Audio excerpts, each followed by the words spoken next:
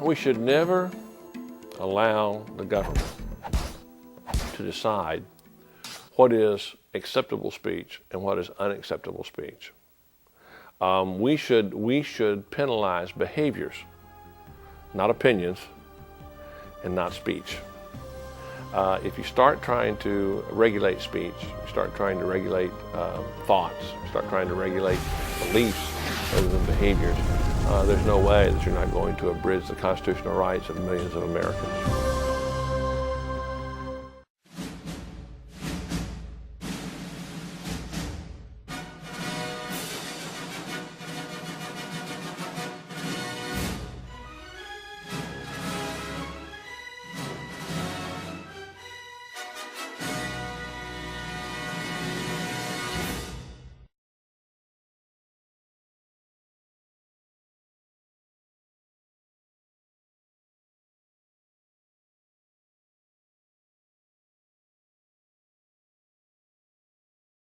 This video today, whenever you watch it, is about a other subject matter I've contemplated discussing on YouTube for a long time, and that's about the fact that many of these classic original black and white television series like Gilligan's Island, The Munsters, they've never marketed them in color.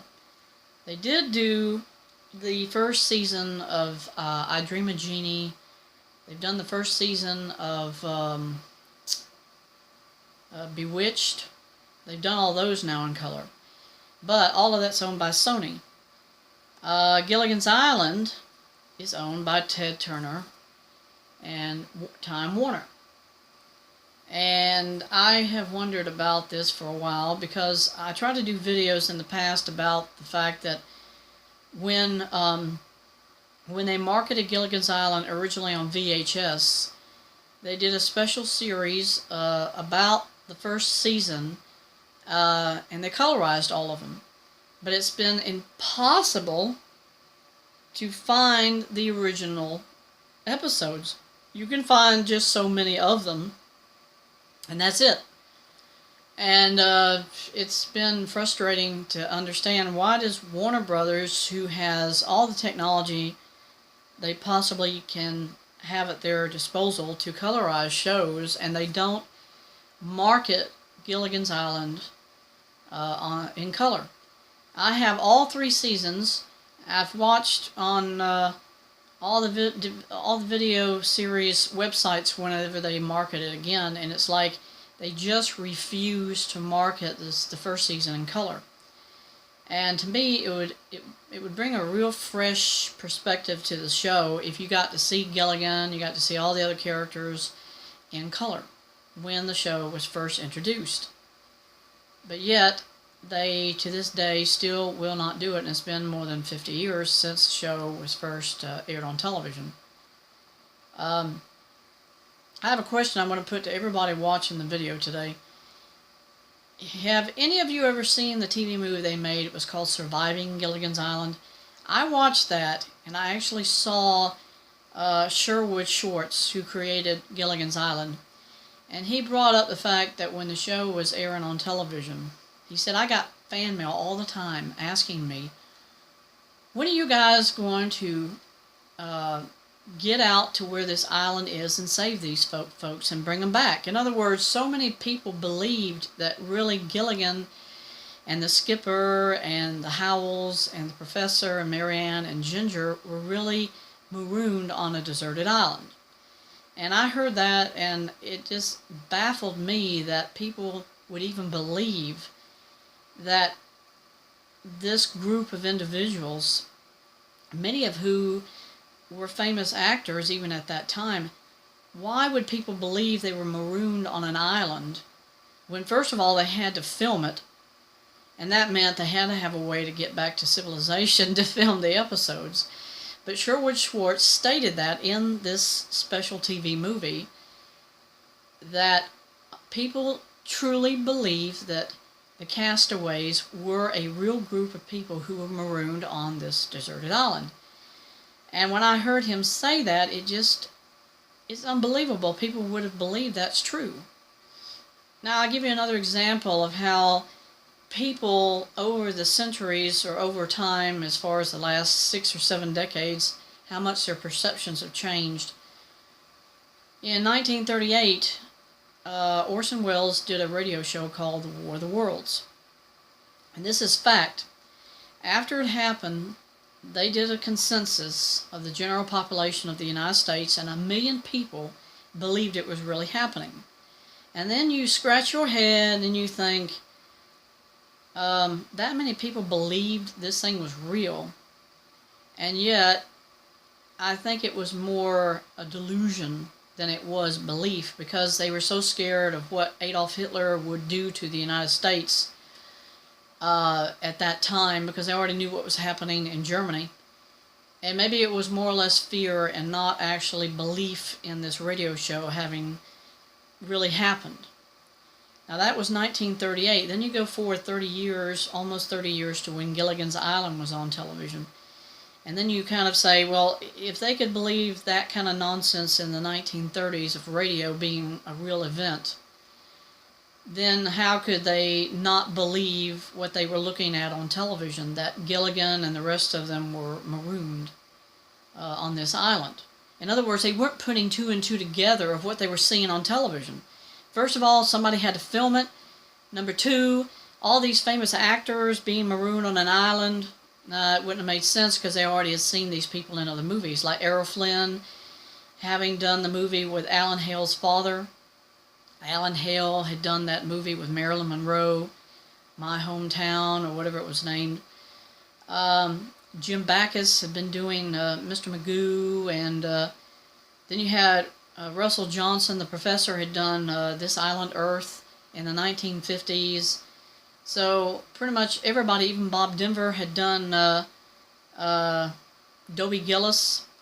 So you have all these other things they had done, and yet so many people were writing into Sherwood Schwartz saying even then, you got to save those people, you got to rescue them. Were they saying to Sherwood Schwartz, create an episode where they get saved, or were they really saying to him, we believe that these individuals are marooned on this island, and y'all have to go and find a way to get there and save them? That's what I've been kind of pondering in my mind the last couple of decades, about how could people believe something is being true when all the other facts said to the contrary, as far as people's perceptions of what they were watching even then on television. Another show I mentioned to you at the beginning was about the colorization of the Munsters. The Munsters is owned by Universal Studios. They have only done, as far as I know, 1 episode, maybe 2 of the series. Now maybe they've done this in color since, but I haven't really been looking for it. But if anyone knows, after the show was canceled, they did about 2 or 3 films about the Munsters in theoretical form. They did Munster Go Home, that was in color, and it was an actual movie in theaters. And they did 1 or 2 other ones, Munster's Revenge, but these were done later on after that. So with that kind of popularity of the Munsters, that's kind of unclear to me of why does Universal still not market it in color for the whole series.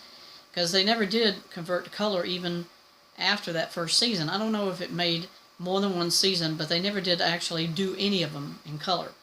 Never. They did only 1 episode, and I believe you could buy it when Papa John's Pizza was offering those special promo DVDs with your pizza purchase.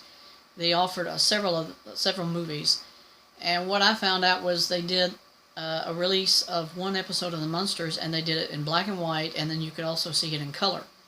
And I have that one, so I was lucky enough that I could find it in color. But classics, I know people are going to say, don't mess with them, don't make them color, because they don't give any newer perspective to what the stories were about. And I have to disagree. And one show that I have talked about in another video was I Love Lucy. I've heard people comment about this, that during the holidays, especially at Christmas time, CBS has in the last decade aired some episodes of I Love Lucy for the holidays in color. But yet that doesn't explain why does CBS, Viacom, Paramount not market the whole series in color. I mean, this is more classic than even, let's say, Gilligan's Island, the Donna Reed show, Patty Duke show. Several shows have been found to be actual classics of television from the 50s, but yet, for some reason, it's either Desi Arnaz Jr. or his sister who feel that it should not be marketed in any other format but its original black and white. Maybe they denounce the idea that color would do anything for the show, but I have my own opinions that when you colorize anything, it makes the show look so much fresher, so much more alive, because everything's now visible in color, like you can see on every show now made. And colorization isn't as difficult as you may think to colorize shows, because once the computer can identify certain things in the episode, it can pretty much computer generate color for the character or for that background by itself. It isn't somebody pasting colors into each of the frames like you might think. It's very simple to do that nowadays with technology. I just felt like, here I am watching a lot of these classics on even MeTV today. On regular television, you can get all these multiple channels of different shows, of classics. And you think, if they took the time to air these again, you think they'd offer people the chance to see it in a perspective you've never seen before, like colorizing them or something. Anybody probably knows this to be fact. In the last 5-10 years, they've actually gone back and redigitized Star Trek. They've taken every episode and they've taken those really generic shots of the Enterprise where it was blurry and out of focus or whatever. They've redigitized those to include extra bonus scenes in place of those shots, so that then it looks so much more realistic to how Gene Roddenberry wanted it to look. And they actually aired those bonus special versions of Star Trek on regular digital television today, and it was free. You didn't have to pay for any of that.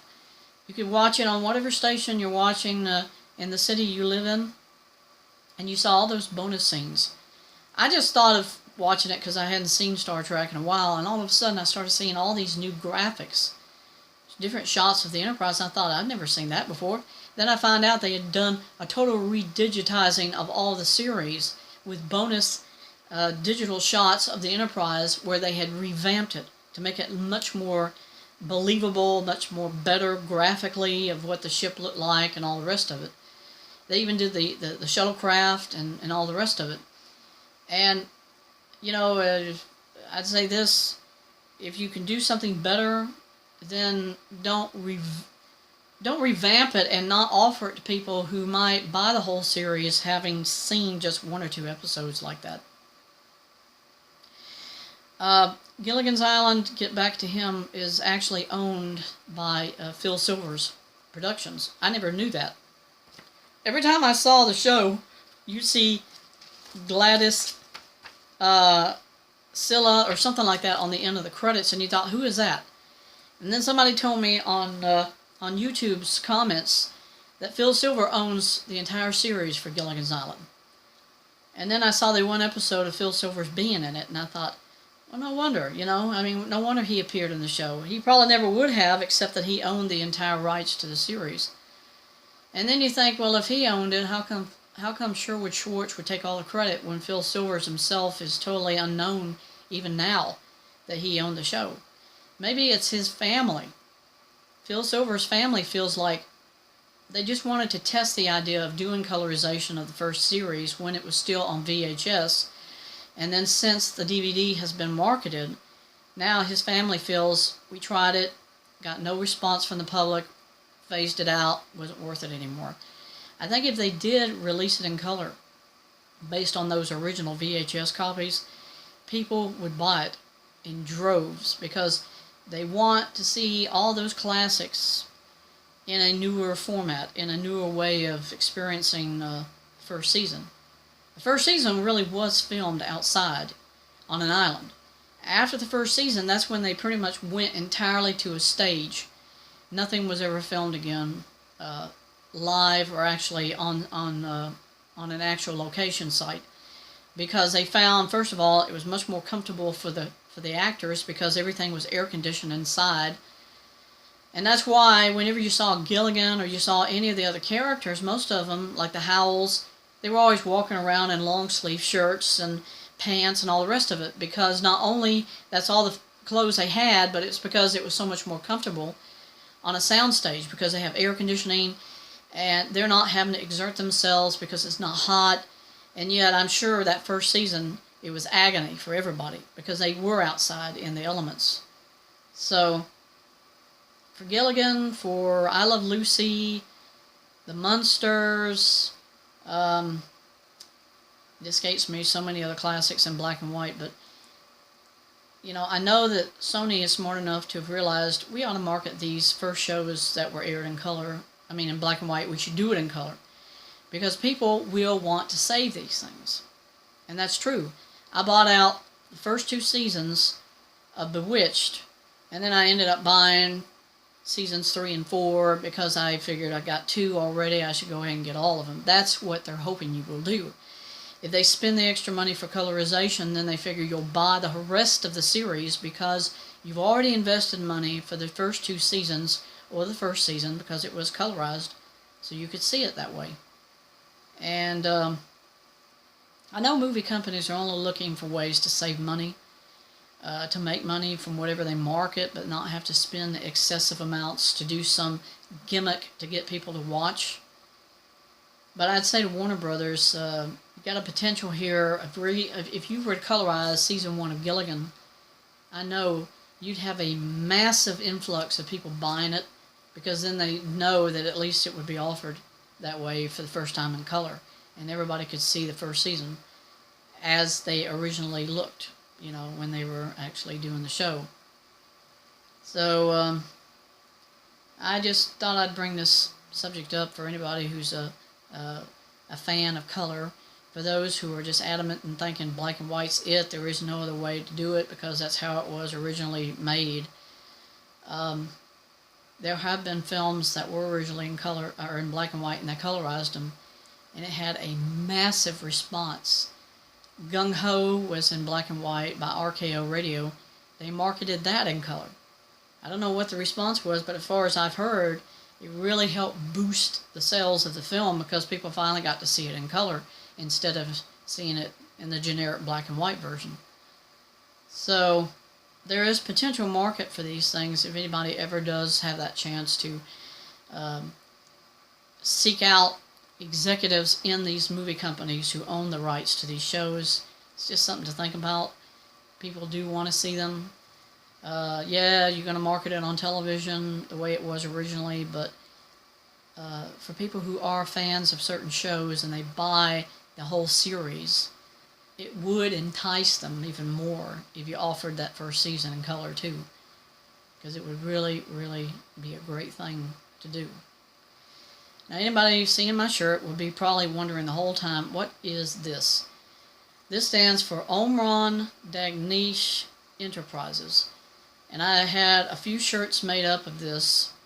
I have a hat too, because I'm trying to promote in all my videos about the fact that we should not forget those children who suffered in the last couple of wars in the Middle East, especially in Syria and Aleppo.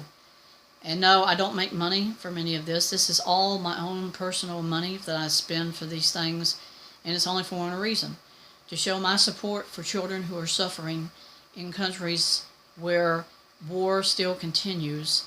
And for that little boy, Omron Dagnish in Aleppo, he is one person who brought to the world's attention the suffering that happens all over this globe of children who are used as guinea pigs, who are suffering through no fault of their own. And while I'm talking about children suffering, I want to bring up one other subject before I end this video. 3 different states now have taken steps to preserve human life. And what I'm talking about is they're stopping abortion. Now, people are going to say abortion is a woman's right. Well, let me ask you something. What is abortion? That is not a woman's body specifically. You're talking about a human being. You're talking about human life that's inside the mother herself. And nobody, I don't care who you are, has the right to snuff out another human being's life. And that's exactly what these states are trying to say. Human life is precious. Human life is valuable. And more importantly, these children that die from abortion have no rights to say anything for themselves, because the woman is not looking at that child's life. She's being selfish. She is saying, I don't want that life, and I'm not taking responsibility for that life. And that's why women groups are just totally so outraged. Nobody is saying in these commercials or in the reports that we're seeing on the news, it's murder. Do you notice that? Nobody says it's murder whenever they bring up abortion. They don't say the mother's right is to snuff out a child's life whenever she wants to, and that it's not society's business or their right to say that murder is anyone else's business. That's what 3 states just said. No, it is our business, because all human life has value and it is precious, and nobody has the right to take it away from someone else, especially if that child cannot speak for themselves being inside that mother's womb. And that's what Alabama, Minnesota, and here in Georgia have just done. We've said human life is valuable, but more importantly, it's imperative we speak for those who cannot speak for themselves. And that's why, at least in the United States, there's 3 hopes of life being preserved in those states, because they spoke out and they said it's wrong to murder somebody. Now, if you ask those same women, I guarantee you, if you asked a woman who has aborted a child, if your mother had aborted you, would you felt okay about that? What do you think those women would say? Oh, well, that's none of my business. My mother had that choice to make. She didn't have that choice because it was illegal. That's why you're standing here right now saying the very opposite, that murder is okay because it's your choice and it's your decision.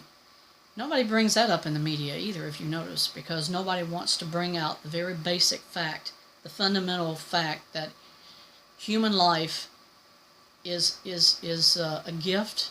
It's a gift from God to that person, whoever had that child. And for those who say, well, for rape and incest, it's justified. No life is justified being totally and willingly snuffed out, because there's so many options open to a woman who decides she doesn't want it. You could put it up for adoption, and that child could still live, and it could have a life with somebody else who wanted that child. That child could have the right to be adopted, but also you could choose to give that child to somebody in another country, for that matter, even if you don't believe in adoption. Let the child be born, and at least you can feel like, yes, I gave somebody the right to live and the right to choose what they would do in their lives later on. Whether or not you think it's an invasion of your body, it doesn't matter, because it wasn't your choice. It happened. If it was rape or incest, somebody else did that. But that doesn't mean you should penalize that unborn baby because you don't want it, because you're snuffing out somebody. You're snuffing out an actual living person. And you're saying, I'm selfish. I don't care what happens, because I'm going to decide what happens to it, because it's my body. And it's like,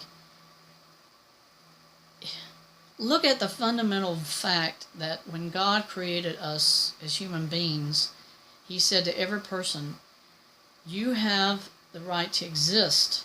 But He did not say you have the right to decide what's life and what isn't life. He never said that to any woman from the time that Eve conceived Cain and Abel.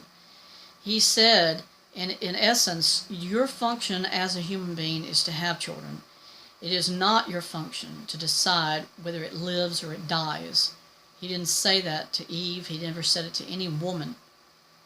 And I say the same thing to those who advocate for abortion. That body is only to create a child. It is not your decision or your choice to say if it's life or it's not life. That's why so many people now choose to have stem cell research. They choose to harvest human beings unborn for medical research. We're basically lab rats. That's what women want human beings to be. They want us to be lab rats, because if they can value or devalue human life to that level, then you have the atheists and you have those who are communist socialists saying that we all are animals, and therefore we are putting ourselves at that level as a deer, or as a guinea pig, or a little mouse. I find it odd that PETA, who values animal life so much, and you have so many other people saying the same thing about pets. Pets have more rights than humans. You think if we're all animals, why aren't you standing up for human rights if you claim that a human being is an animal? Shouldn't y'all at PETA and those who value animal rights, shouldn't you be out there advocating that these unborn humans who are animals should be given the same right to live? I don't hear that. I don't hear that happening anywhere in the world, because in their minds, they don't want to take the responsibility of trying to save any other life except animals. That's why animals have more rights than humans, because they don't want to take the responsibility of saying all should have the same right to live, not just certain kinds of species or certain races. Everybody should have that right to live. And I had to say that, because I hear the news anchor people totally obliterating these facts in the stories they talk about when it speaks of abortion. That it's just about the woman deciding whether it's murder or if it's not murder, but they will not say that word murder, because they don't want to say that it's going to upset a woman who otherwise would say, this is none of your business. And that's why they kind of they shut it down on that particular part of the story about whether it's murder or it's not murder. It is murder. And when we don't talk about these things, folks, we devalue ourselves as human beings. We do, because we're not saying that value for life, whether it's animal or human, all should have the same level of protection. And when we don't, we're just degrading ourselves. We're lowering ourselves in our dignity and our self-esteem and our existence. We're lowering ourselves to even below a lab rat. That's what we're doing. That's what communism's about too, because socialism wants everybody to be seen as lower than the dirt we walk on. And that's what's tragic. Nobody wants to hear that. Nobody wants to do anything about that. They just want to let women kill, devalue men, devalue boys, push and advocate for girl rights and women rights, and whatever happens to a male or a boy or a man, it means absolutely nothing. And that's the tragedy of our society. The more you devalue certain men or certain genders and certain races, the faster this country goes down to the level where it's beyond hope of ever coming back again to any kind of decency again in America or the world, because that's what people they don't want that anymore. So thank you for watching this video today.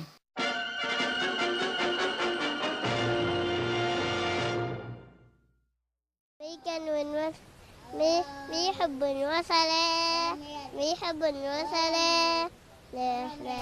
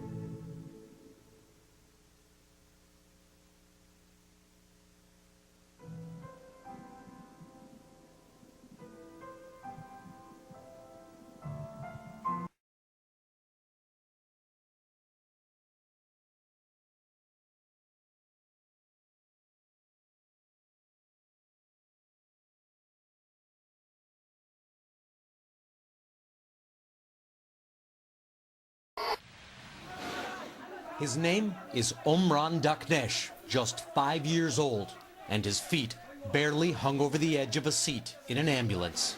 Dazed, he didn't cry as he wiped away blood and the dust from a building that collapsed around him in an airstrike.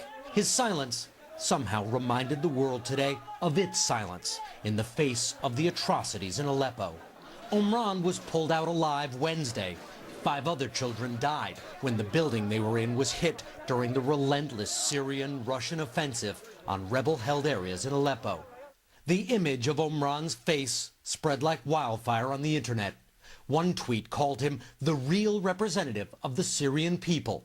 Stop killing Syrian innocent people, civilian. Our children need to live in peace. The doctor who treated Omran said today there were many more severe cases no one is paying attention to. We need to protect our hospital, our doctors, our medical workers from airstrike. Omran is recovering. His family now wants to escape.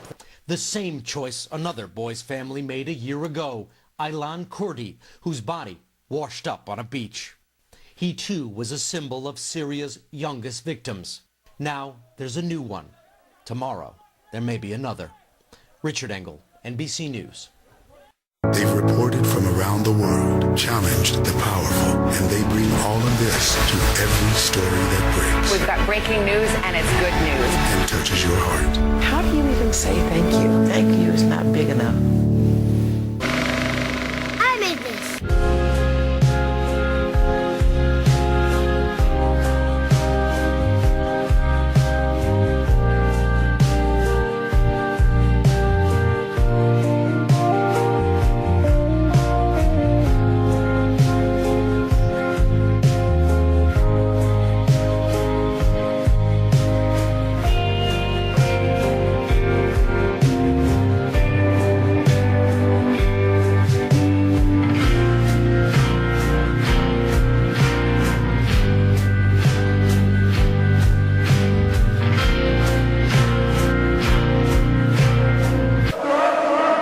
The images shocked the world. Relentless bombings. Stunned survivors.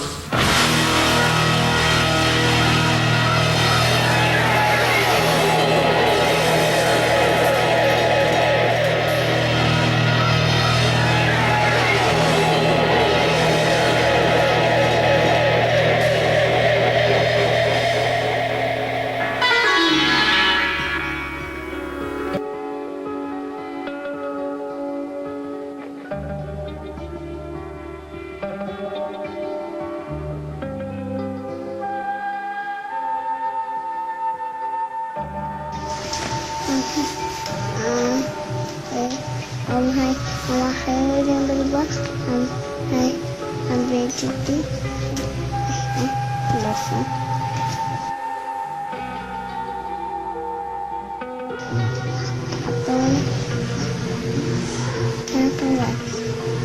Apa? Apa? Apa?